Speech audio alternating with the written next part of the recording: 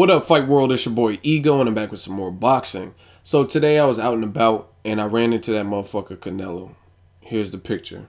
So we got to talking, and he said he beat Edeslani Lara. Fuck y'all. And you know I had to hit y'all with that Ego exclusive. So this is exclusive from our encounter earlier today. But on a real note, back with my segment. What's next? Got to talk about Canelo. Some of you guys enjoyed the memes that I put on my Instagram. If you're not following me, make sure you do that at Boxing Ego. I think we're, 4,000 subscribers. I'm at 4. I don't know, whatever it is, but follow me or fuck off. And I got to talk about Canelo versus Lara, and I have to talk about Canelo as a whole. So I've already stated my opinion on who I think won the fight. That was Lara, and it was by a slim margin. I told you in the initial post-fight video, I haven't rewatched the fight or anything, but I told you in the initial video that the term robbery, just like cherry picking and ducking, all these terms in boxing get thrown around far too much. And again, some of you guys don't believe me. You're like, oh, it's not a robbery. I get what you're saying, but you have to just really break it down. Most times people throw out the term robbery, it's because it's in a close fight. Like, oh, Marquez versus Pacquiao won, robbery. That's not really a robbery because it was a close fight. Plus, one judge fucked up that scorecard, and Pacquiao would have won had that judge scored down the 3 knockdowns that Pacquiao should have been credited for in the first round. So that's something else. But anyway, in fights like that, it's very hard to judge because it's subjective. It's all reliant on what you like as a fan. Do you appreciate the glamour and glitz if someone's fast and they have, fast hands like a Gary Russell Jr. and their shoe shining, and it looks good? Do you like the hard thudding here, like, shots that you can hear? Do you like someone who's controlling the distance, ring generalship, and kind of like at the end of the round, who would you rather be in that fight and pot shotting? Like, it just depends. It's all subjective. Canelo Lara was not a robbery, being that it was close. Some of you guys were like, oh, 117 to 111, it's a robbery. 117 to 111 is a fucked up card. No matter how you look at it, no matter any way you slice it, it's a bullshit card. I agree with that. There's no two ways about it.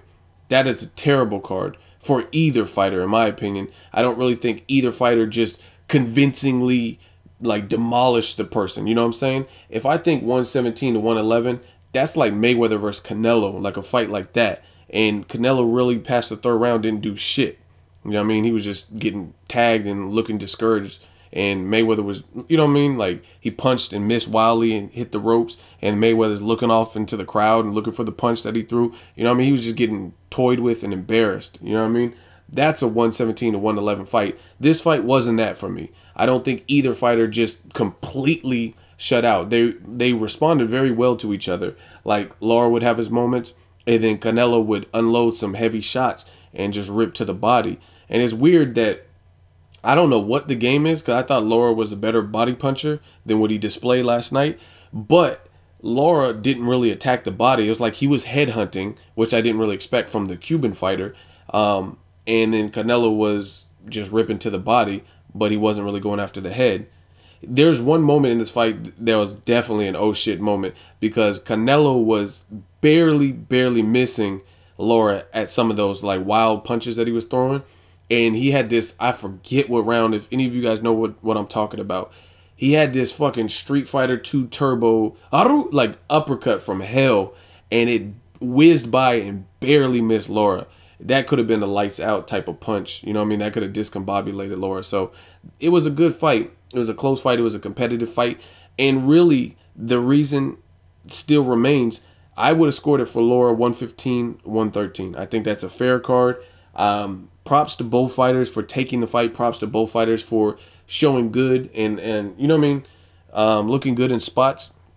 The reason why I don't have Lara by a wider margin is because he allowed Canelo back into the fight. It looked like he was controlling the distance early, and it looked like he was having his way in, the Cuban boxing school. And then Canelo looked like he just got to a point where he was just like, fuck it, and just started letting his hands go, and he was having success. And he had the fatigue, or he had the stamina to keep doing it.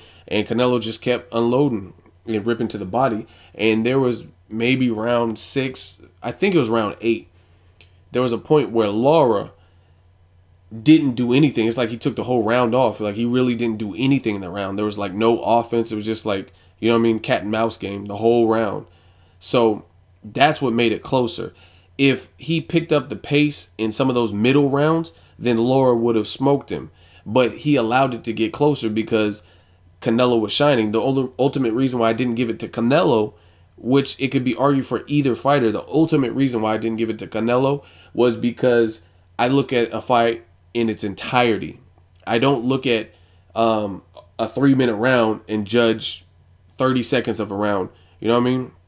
If someone's controlling the pace and, you know what I mean, letting off multiple shots for 2 minutes and 30 seconds, and then the other person for 30 seconds is unleashing fire, unless they get, you know what I'm saying, like Timothy Bradley versus Ruslan Provodnikov. Okay, there's no way you could have scored round 1 or 2 for Timothy Bradley because he was out on his feet. It looked like it could be stopped at any moment. Canelo didn't really have that. He looked like he was bothering Lara at times with the body shots, but there was never a fucking moment where Canelo had Lara just like in that bad shape. Vice versa. There was never a moment where Lara just looked like he had Canelo on his last leg, you know what I mean, about to go. And the funny thing is, some of y'all is like, oh, you don't know shit about boxing, ego, and all kinds of shit like that. And my predictions be more accurate than some of the shit y'all say. Y'all say that far out shit. Y'all was talking about, I told you it was to be a split decision win or a majority decision for Lara. Y'all was saying Canelo was going to knock him out in the first round. You know what I'm saying? That's the difference between me and some of y'all. A lot of you guys are educated, so no disrespect to y'all. I'm just talking about the radical fans that are really not even a fan of the sport, just fans of a specific boxer for whatever reason. They like the way Canelo looks, or they like, you know what I'm saying, whatever he brings to the table or whatever. And overall, it was good stuff. Now, as far as Canelo, I mean, his future is bright. He had a good showing. He's ultimately not responsible for whatever the judges scored, 117, 111. We all agree it's a fucked up card. It's stupid. It has no place in boxing. It wasn't a 117, 111 fight. They kind of did that to save face and make Canelo look better or whatever. But like I said to some of you guys who were replying, you're like, robbery. That card cost him to lose. Robbery. But really break it down scientifically. Even if the judge, the whole fact of the matter is that third judge scored it for Canelo. So if they gave it to Canelo like 114 to 113 or 115 to 112, even if they had something which was a closer margin, the fact that they scored it for Canelo means Lara lost because only one judge scored it for Lara. So I agree, the 117 to 111, some people are giving me flack and, you know what I mean, hitting the dislike button, all kinds of shit. Like, oh, it's robbery, 117, 111. You guys don't listen.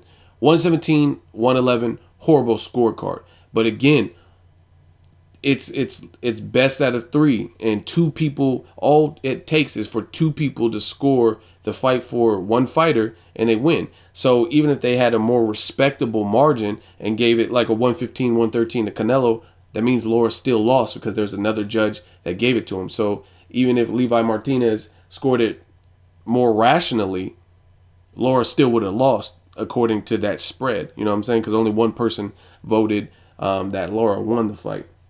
As far as Canelo, I'm okay with the rematch. Some of you guys are like, oh, track stars, Kenya runners, and all kinds of, you know what I'm saying? You get all bent out of shape and shit. Runners, you guys really sound like Ruben Guerrero and shit on some dumb shit.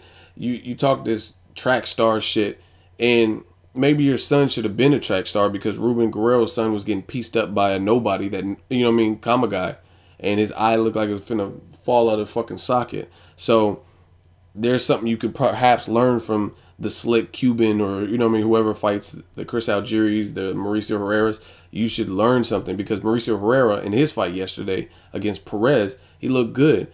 And he looked very hard to hit. You know what I'm saying? So props to my, you know what I mean? I give respect to the different styles in boxing and the fact that you can make someone look that dumb and make them miss. You know what I mean? That's what boxing is about. Just that ebb and flow and creating openings and stuff. As far as Canelo, what's next? I want to see Canelo in another big fight. I'm okay with a Lara fight.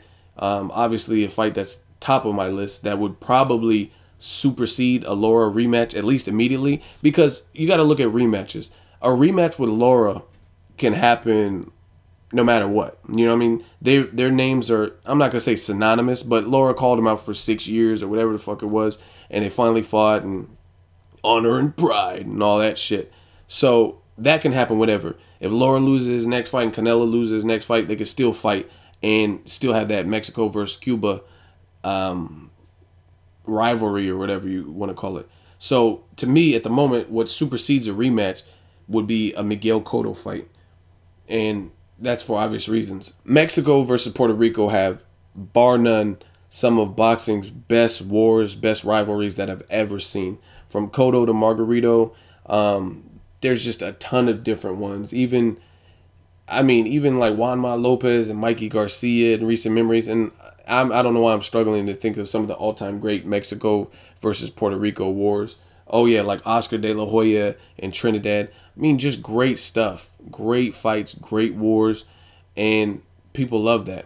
So they're both superstars. I think it would be an electric night for boxing, and it would be big business. They could have it in Madison Square Garden, Cotto's second home. They can do it in the MGM. Cotto's fought there. He fought Mayweather there. I mean, the sky's the limit for that particular fight, and I want to see it.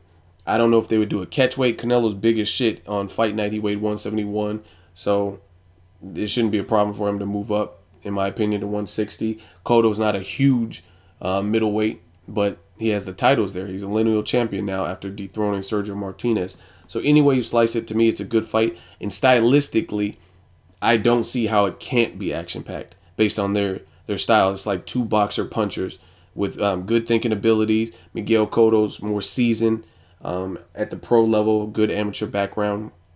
Canelo's a bit bigger. He's a vicious body puncher. I would love to see it, man. So that's high on my list. If they can't make something like that, you always have Canelo versus Carlos Molina, K9 Bundridge winner, just to get Canelo back into like a title picture with that belt. The Charlo brothers, Demetrius Andrade, I've interviewed him. I think that's a hell of a fight.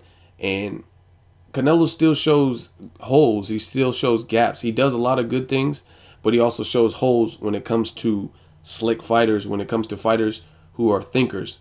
You know what I mean? You've seen what happened with Angulo. Angulo was just getting demolished. You know what I mean? His inside game is nasty. His inside game is fucking vicious.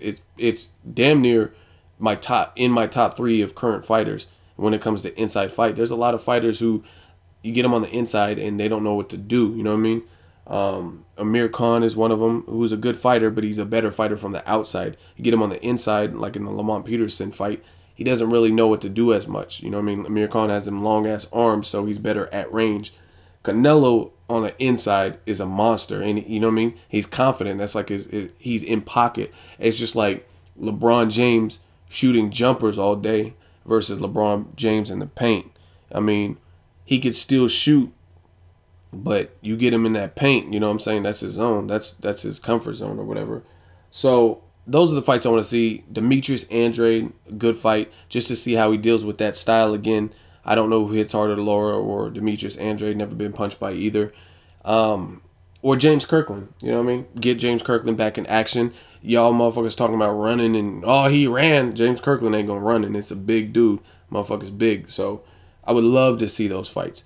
And James Kirkland's a fighter where if he makes it past the 3rd, 4th round and he's warmed up and he got that cool sweat, he might fuck around and black out and turn into the Mandingo Warrior and go crazy on Canelo. And it'll be good to see Canelo have to bring the dog out, because they were talking about Laura hits like Mike Tyson on the All Access. I don't know about all that, but Kirkland can crack.